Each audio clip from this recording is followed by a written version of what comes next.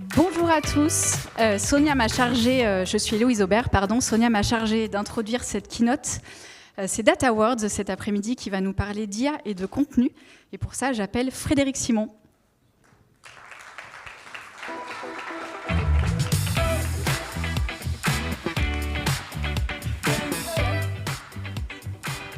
Bonjour à tous, merci beaucoup d'être là aujourd'hui. On va parler d'un sujet qui nous tient particulièrement à cœur, qui est le sujet de l'IA, mais appliqué spécifiquement au contenu.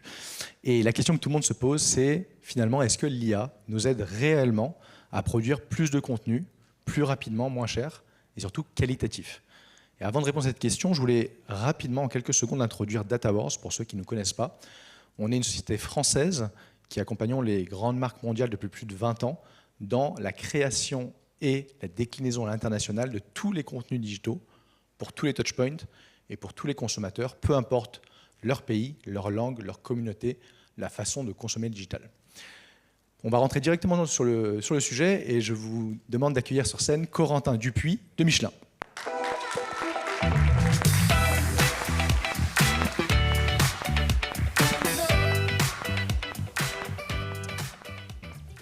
Bonjour à tous, merci Frédéric pour l'invitation. Ça me fait très plaisir d'être avec vous aujourd'hui.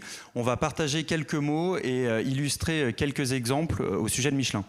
Alors je voulais démarrer la présentation par une question assez difficile. Vous avez juste à lever la main pour répondre. Je voudrais savoir qui connaît Michelin ici dans la salle. Bon, alors ça me rassure. Et à côté de ça, je me suis posé la question avant de démarrer, comment je vais faire pour parler d'un sujet que tout le monde connaît. Alors, vous connaissez probablement Michelin pour les pneus de votre voiture, ou alors pour les pneus de votre moto, ou les pneus de votre vélo, ou ceux de vos enfants, par exemple. Et effectivement, ça illustre très bien notre raison d'être, qui est d'offrir à chacun une meilleure façon d'avancer. Mais vous allez voir que Michelin, c'est au-delà de ces trois activités-là. Michelin vous accompagne dans toutes les formes de mobilité, celles auxquelles on pense un peu moins, les activités B2B, ce que nous on appelle le transport longue distance, vous avez un poids lourd pour l'illustrer, mais également tout un tas d'activités qui sont en dehors de la route. On pourrait citer les tracteurs, mais des activités auxquelles on pense moins. Quand on prend l'avion, on a besoin des pneumatiques. Décollage à l'atterrissage, ça reste relativement important. C'est des défis technologiques extrêmement importants. Et on est présent dans tout un tas d'activités comme le portuaire, s'il y a des Parisiens ici, le métro. Donc c'est vraiment important. Et sans plus attendre, je vous propose de découvrir Michelin un petit peu plus en détail dans cette vidéo.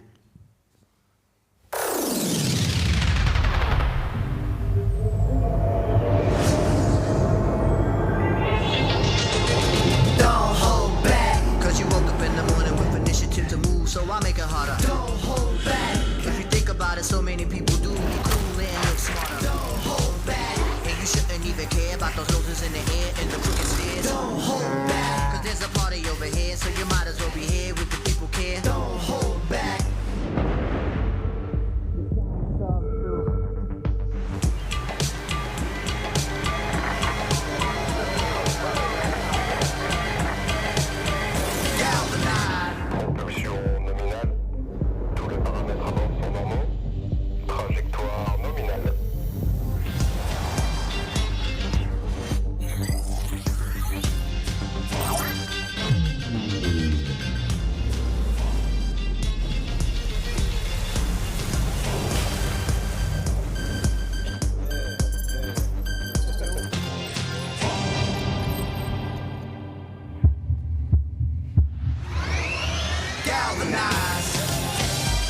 Chaque jour, Michelin innove pour faire avancer le monde sur la route.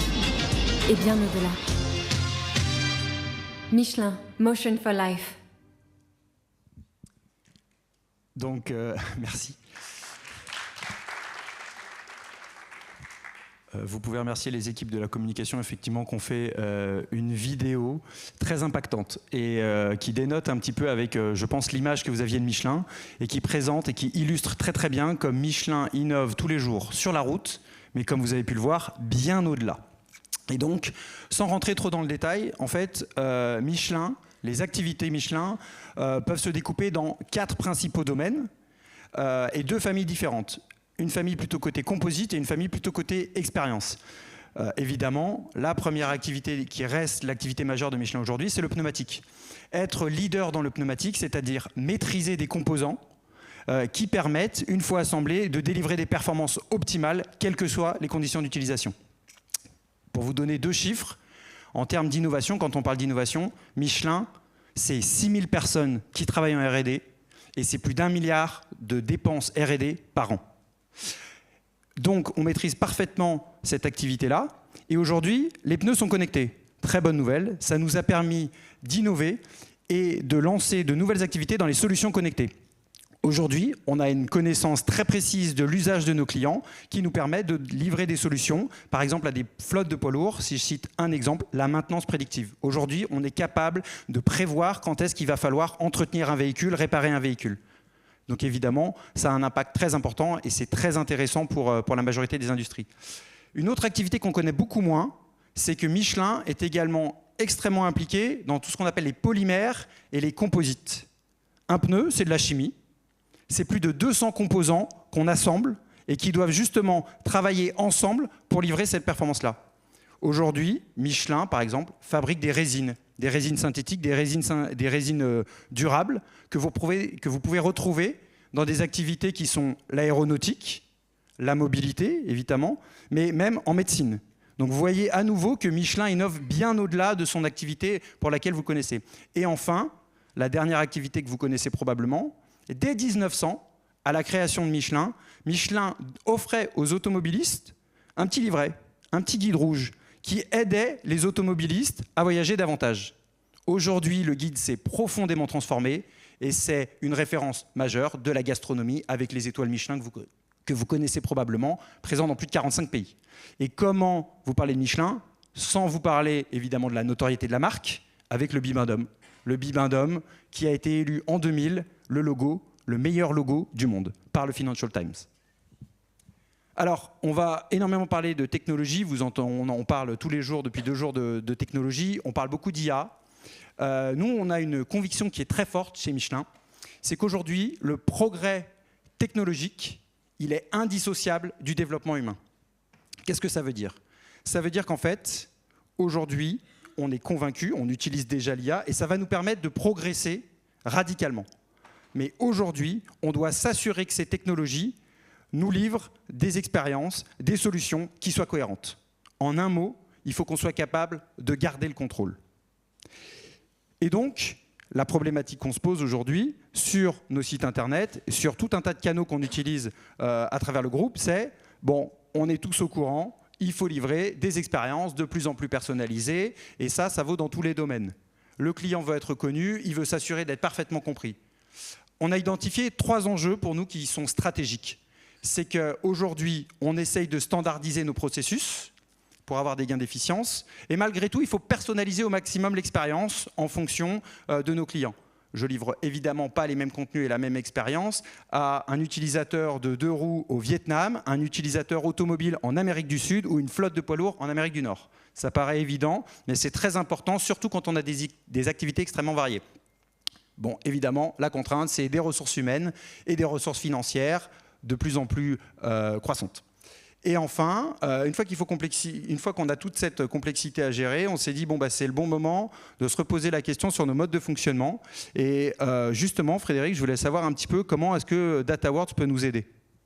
Alors en fait, avant de répondre à la question et avant de parler plus en détail de l'IA, il faudrait quand même retracer ce qui s'est passé ces 3 dernières années. En fait, on a tous découvert ChatGPT en fin 2022. On a compris qu'on était entré dans une nouvelle ère. Et en 2023, il y a eu des initiatives qui ont été lancées un peu dans tous les sens, en silo, dans les divisions des différentes sociétés, pour essayer de gagner tout de suite le gain de l'IA. Et puis on est passé en 2024 et c'était un peu l'année de la grande désillusion. En fait, on s'est rendu compte que malheureusement, la solution miracle, la solution magique qu'on nous avait promis, qu'on rencontre tous les jours sur des salons, que ce soit la start-up ou les GAFA, le fameux outil révolutionnaire en plug and play, il ne marche pas pour vous et il ne répond pas du tout à vos besoins. Alors pourquoi? Parce qu'en fait, finalement, il faut 2 composantes supplémentaires. Et c'est la façon dont nous, on aborde l'IA chez DataWords. En fait, on a compris qu'il ne faut pas une IA, mais des IA. En fait, il faut accepter le fait qu'il va falloir peut-être plusieurs solutions d'IA à orchestrer les unes avec les autres pour arriver au résultat qui est attendu et pour arriver au gain que tu as évoqué. La deuxième, c'est que il va falloir des humains, il va falloir des experts, des doueurs pour réellement mettre en place un modèle sur mesure pour les différentes sociétés.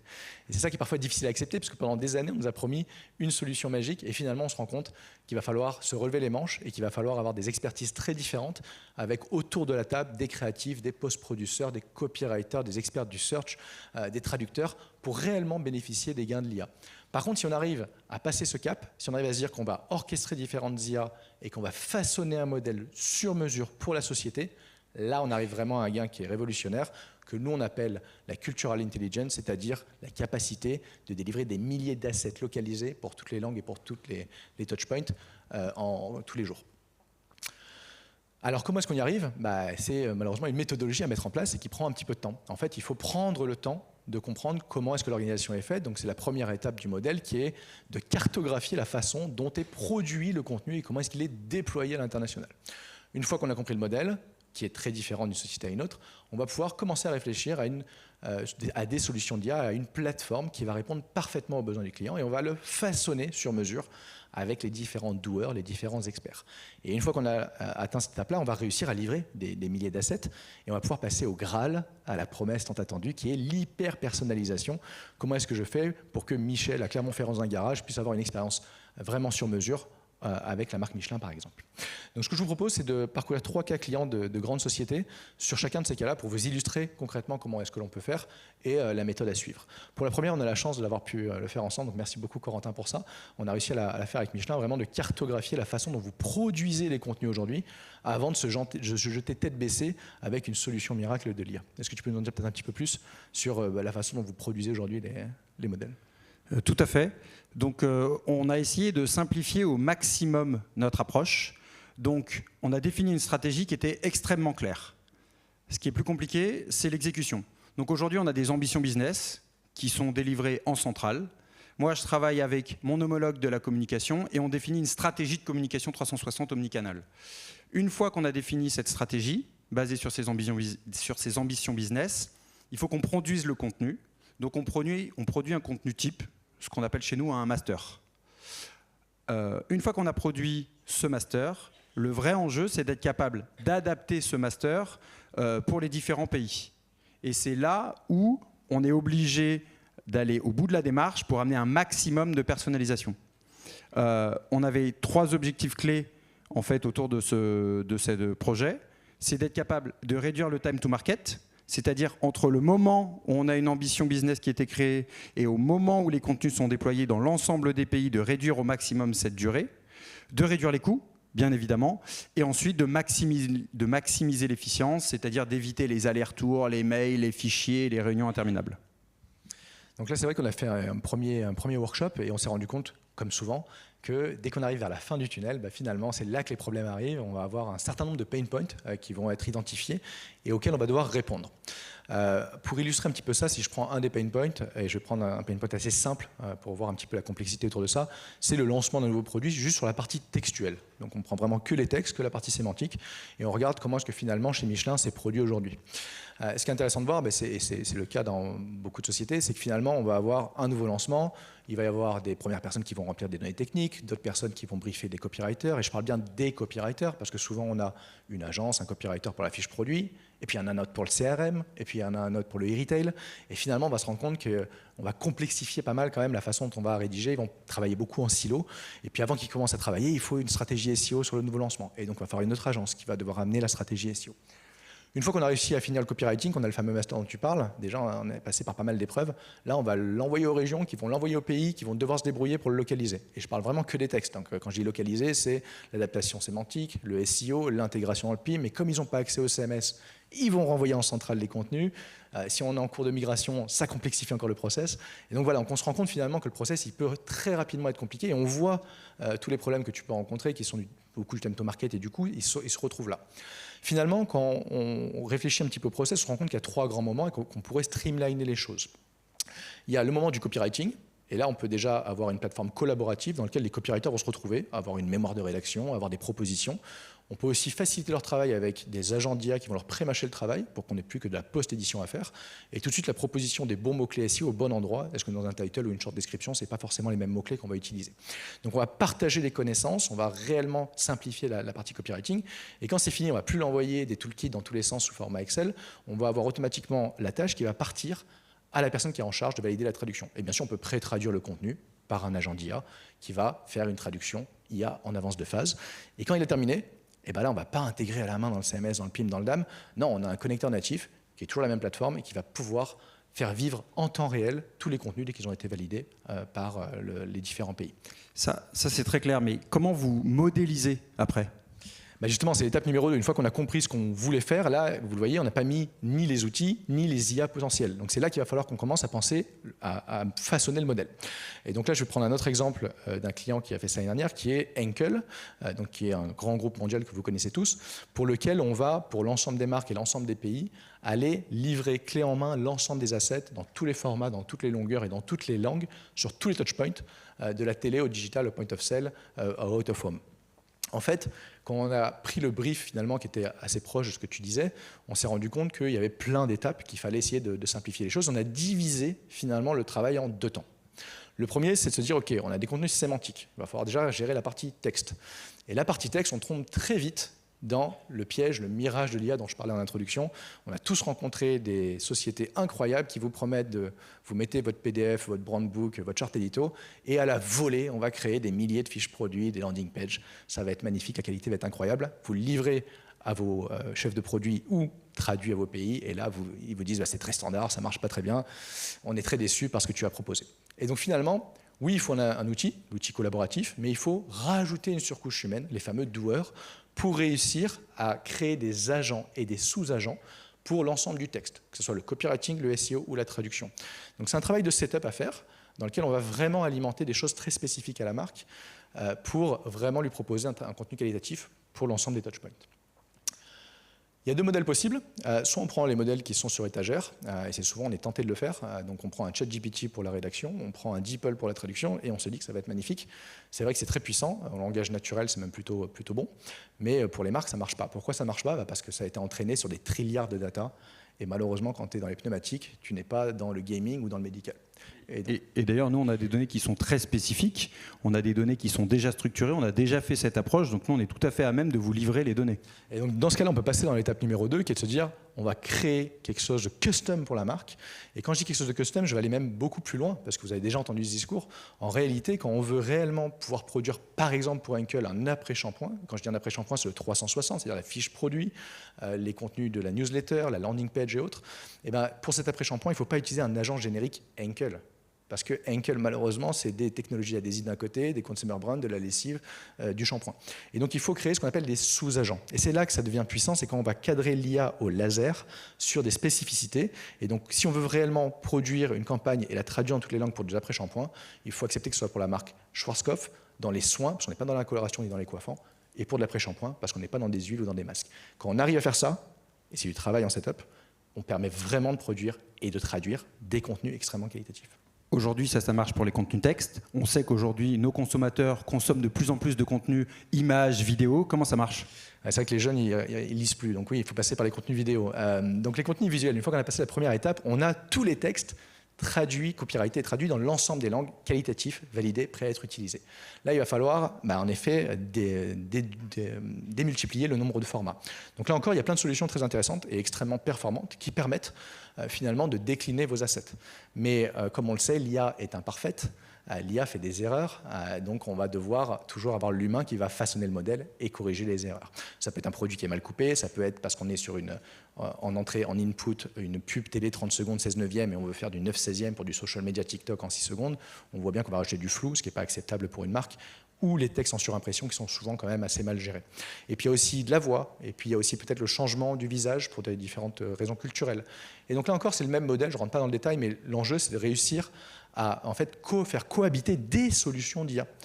Des solutions d'IA pour du social listening, des solutions de reformatting, des solutions de voix, et finalement de les interconnecter les unes avec les autres de façon complètement automatique pour pouvoir passer par les 3 grands steps, c'est-à-dire créer des masters, ensuite pouvoir décliner l'ensemble des formats, donc les centaines de formats pour tout le kit d'activation, et bien sûr le localiser et livrer clé en main dans le DAM pour toutes les filiales, pour leur plan média, directement les contenus qui sont prêts à être diffusés auprès du consommateur. Et c'est vraiment l'objectif que l'on veut faire avec Michelin, c'est de réussir finalement à mettre en place un système qui est similaire pour livrer des contenus dans tous les pays du monde, directement dans le DAM. Après, bien sûr, on parle du Graal, on parlait d'hyper-personnalisation. Les contenus qu'on voit ici, c'est des contenus finalement top-down, alors bien sûr des besoins filiales qu'on peut prendre en compte et qu'on peut adapter au dernier kilomètre. Mais maintenant, une fois qu'on a réussi à finir cette étape 2, c'est l'étape 3. C'est comment est-ce qu'on fait pour avoir un contenu extrêmement personnalisé pour chaque consommateur. Et là, je crois que chez Michelin, vous avez pas mal avancé. Je pense que ce serait intéressant que tu puisses parler de l'initiative que vous avez mise en place. Oui, tout à fait. Les étapes de personnalisation de contenu, on a déjà travaillé sur cette personnalisation de contenu depuis des années. On a internalisé des compétences, on s'est associé avec des prestataires comme DataWords, et aujourd'hui, on est à même de personnaliser nos contenus en fonction des différentes locales, en fonction des différents contextes. Et on n'a pas attendu la révolution de l'IA pour s'engouffrer.